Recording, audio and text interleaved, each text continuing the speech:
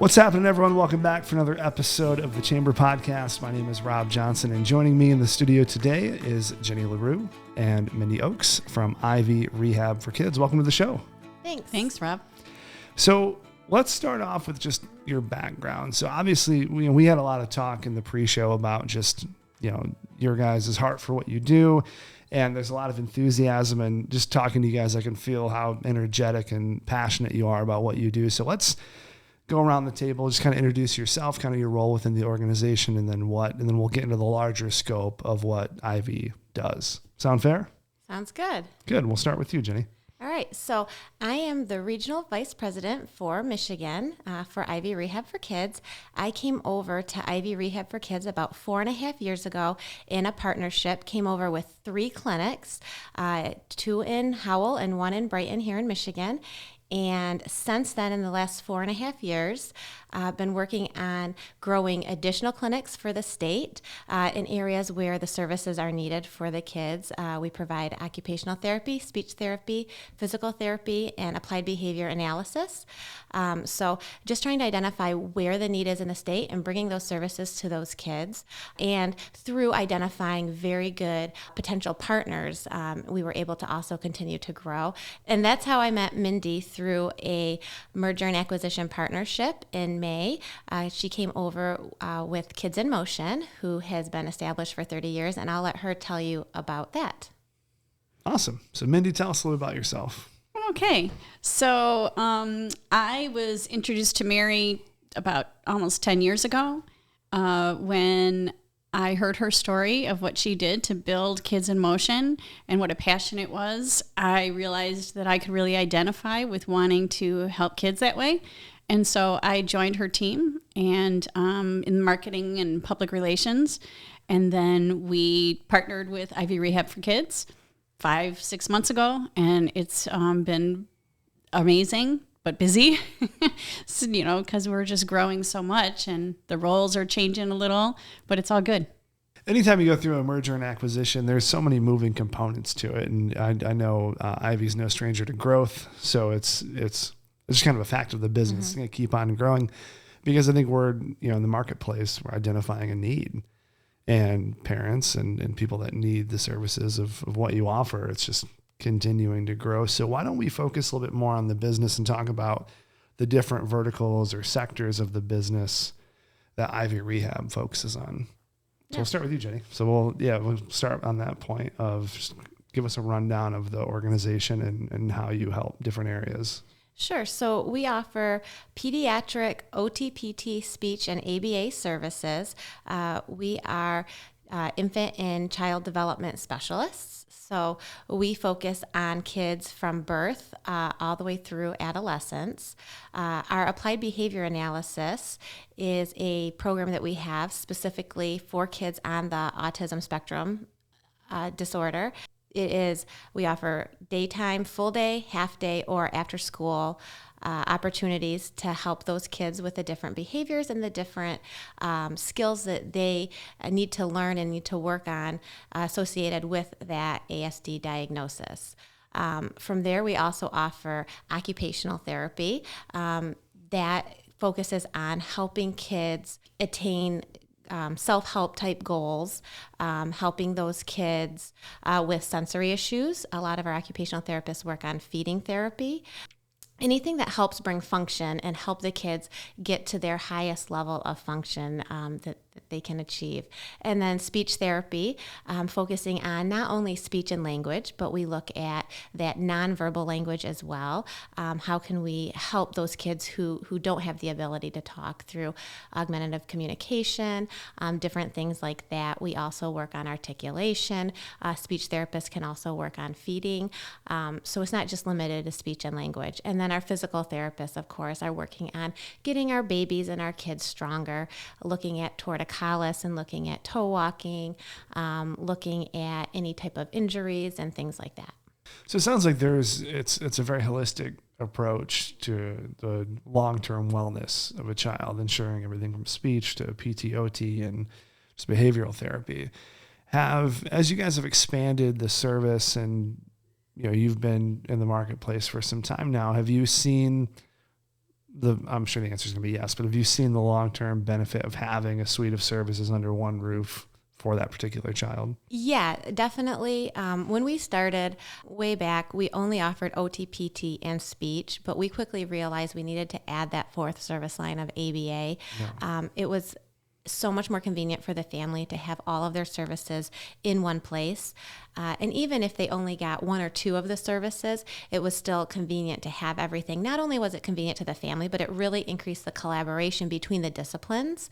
So we can do a lot more carryover and help each other out in that way. And we were able to see progress a whole lot faster when we're able to collaborate and work together.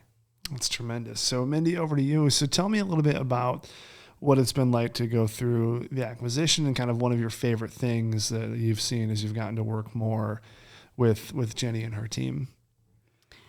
Well, I think, one of the main things that really attracted me to Ivy Rehab for Kids and the thought of partnering with them was that it was the same philosophies that we had for years with Kids in Motion, working together and helping more kids and getting help as soon as possible, not waiting and seeing, that's happens to be a philosophy that some medical practitioners maybe have, or people, they think, let's just wait and see what happens. And the fact is that we can get help for kids as early as possible, as soon as they're showing signs.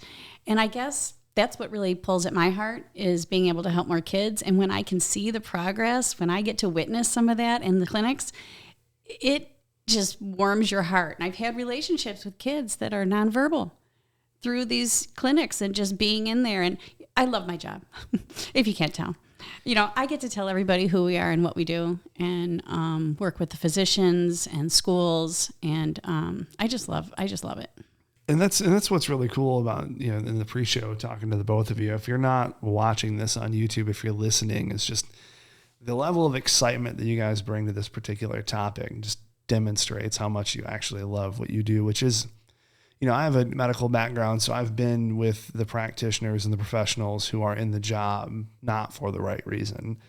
And it's so important in the medical field, but it's more so important, especially when you're working with kids, that you have people that actually believe in what they're doing, and they're not just there for the money, or they're not just there for their own, personal reasons. It's there for the express benefit of the children they're working with. And that's sitting down with you two and seeing that firsthand. It's exciting.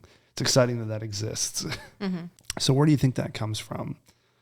What got you interested in working with children and, moving towards this path? So when I was 16, I had a cousin who, a younger cousin, a 4-year-old, and he had unfortunately experienced brain cancer, and he had to get OT, PT, and speech for help. So similar to the story that Mindy was saying, he had to drive quite a distance because there wasn't anything in the area that could offer him that specific pediatric service line.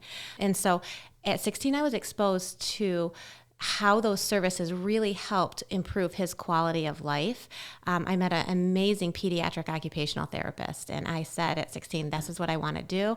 Not only do I want to do this, I want to open up a clinic so other people don't have to drive that far. These kids can't drive that far. It's too hard on them, especially when they're sick or when they're injured or when they have those sensory issues and things like that. So I kind of decided at 16, and I never changed my mind. I became an OT by the time I was 21.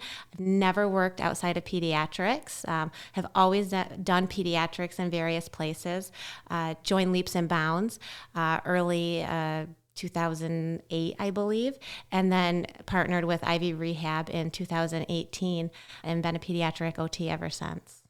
That's phenomenal. Mindy, tell me a little bit about your drive for what you do. So mine is a little bit different because I actually came from a real estate background. I went through a life transition and had to decide where I wanted to put my focus.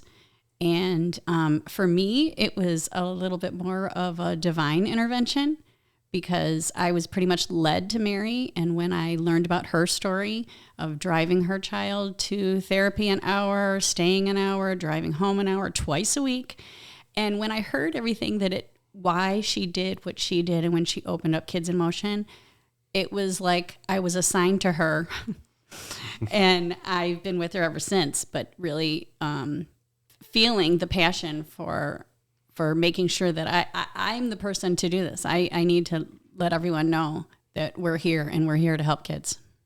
That's phenomenal. So what's one thing that you wish parents, peers, people that are, partners or that could be potential partners with, Ivy, what's one thing you wish they knew or was better explained about the rehab facility? The biggest thing that I want people to take away is that we are clinics that care. We really care about the kids that come in, but not just the kids. We care about the families that come in. And we want to provide support and help for the families as well as those kids that we serve. We are very into making sure we're delivering the highest quality of care for any of the service lines. Using that evidence-based practice, we're constantly growing, constantly making adjustments based on latest research. We're staying up on all of the latest research in order to make those adjustments so we can give you the absolute highest quality of care and the care that the kids deserve. Yeah, that's phenomenal. Anything on that topic for you, Mindy? There is something that I'd like to mention, and that is one thing that I hear quite often, actually, is I might hear from a parent or somebody saying, well, my child gets services in the school, and so we're probably, we're good. We get services in the school. And, that's great because the kids should be getting services in school, but they really deserve the best of both worlds. There's, school therapy is great, but clinic therapy is a lot different. And it's, could be for 30 minutes to an hour of focused attention on those skills. And it really leads to progress. Consistent therapy is what leads to their progress. And, one time a week for 20 minutes or less isn't going to get them where they can have the most function in life. Yeah. I think the important to think about when you're thinking about school therapy is absolutely wonderful. Mm-hmm. It is a great supplement to what we can do in outpatient. School therapy really does help the child, but it's also limited because it has to focus on the school aspect of their life, right? So super important, absolutely a wonderful service that our schools provide. But if you add in outpatient therapy, to supplement what they're getting in the schools, we definitely can help with that progress, and we can see that progress a whole lot faster. Yeah, no, that's phenomenal. It's not just one thing. And the other thing that I'd want to kind of get out is a lot of times we hear parents or sometimes even physicians say, let's just wait and see if they outgrow it. If there's a concern, you have that gut feeling as a parent. If you have a concern about your child, you're not sure if services could help them, if therapy could help them, come see us anyway. We will honestly give you our feedback and our assessment as to if there is something that we could address now, if it's something that could wait, but you'll never regret getting services early. The earlier the services start, the faster a lot of times we can help. No, that's phenomenal. Just curious, kind of flipping back to the personal side of things, what's one of your guys' favorite things about what you do? The kids, they're so funny. I love going into the clinics and just watching and hearing them talk. The quotes, they're hysterical. Like some of the things that the kids say.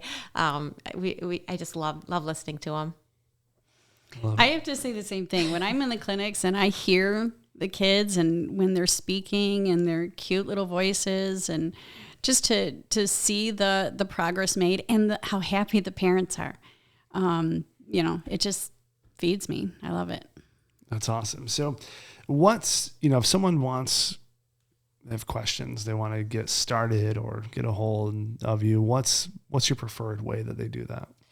They can either visit our website and there's a link where they can send an email with their questions and we'll respond, or they can call any one of our clinics and whoever answers the phone, they can let them know what they're looking for and then they will connect them to the right person to answer their questions. Good deal. So one segment that we used to have on the show that haven't been doing as much just because the conversations haven't really led towards this particular segment is kind of getting to know you two a little bit better. And typically I have the same 3 questions that I've been asking. So I'm going to put you on the spot a little bit. No pressure. You guys are seasoned professionals who've been doing this for 11 minutes. You know exactly what you're doing. So I changed up the questions a little bit, but I just want to know a little bit more about you two and then give the listeners a little bit more exposure to just knowing the people behind the business. So the first question is, if I ask you what one of your favorite or most influential books has been, what would you say? The Secret Garden. Okay. I love The Secret Garden. I just love the idea that, the concept is, the magic is making me well. It's not the magic. It's being outside. It's feeling energized. It's having a reason to get well. And I just feel like that concept really stuck with me every time I read that book. I actually just finished reading it to my youngest daughter just last week, and it's still one of my favorites. It's fantastic. I have to say that one of the most influential authors that I read was after I suffered a very bad car accident, and I had to really maintain a focus on positivity, and that was Norman Vincent Peale. I read all of his stuff and helped me with that mindset of staying positive and praying a lot. That's good. Second question is, if you had to go back and kind of think about how you got started in this particular profession or just in your professional career overall, what's one thing that you would tell someone retrospectively that they should be aware of, or a piece of advice that you'd have for them? Being a pediatric OT is the absolute best profession you could ever get into. I highly recommend it. You gotta love kids. I highly recommend doing observation. Make sure you know what the job entails. It's not for everybody. It's high energy. It's a lot all the time. But for those of us who love it and are passionate, it doesn't feel like work. It feels like we're going to play every day, and we have a lot of fun. That's cool. It is fun. For me, it would be more about building relationships and making connections. But if I had to redesign my life, I probably would be a pediatric therapist because they have so much fun, and I just love kids. That's cool. Last question. What is your number one hobby, way to relax, something that you do when you're off the clock? Right now, my only hobby is driving my kids around to their hobbies. Does that count? Prior to that, I did a lot of dance, ballet. I actually taught adapted dance classes at a local dance studio. I absolutely loved it. But right now, my kids are so busy that my main hobby is getting them to their hobbies. I love it. And my hobby is taking care of my dog, Marley, who's a blast and a great companion, and connecting with friends whenever possible. And I like to play pool. Cool. That's awesome. Well, I appreciate you both coming in today and walking me through the business and just, again, explaining your passion for what you do. It's been a phenomenal conversation. I appreciate it. Thanks for having us. Thank you, Rob. Thanks for having us. Absolutely. All right, everyone, that's going to wrap up this week's edition of the Chamber Podcast. If you want to know more about my guests, you can find all of that information in the show notes on whatever platform you're listening to, whether it's YouTube, Apple, or Spotify. If you have any questions for me or for the production of the show, you can reach out to the Chamber of Commerce. I appreciate you all watching, listening, wherever you're at. Hope you all have a great week, and we'll catch you on the next one. Take care.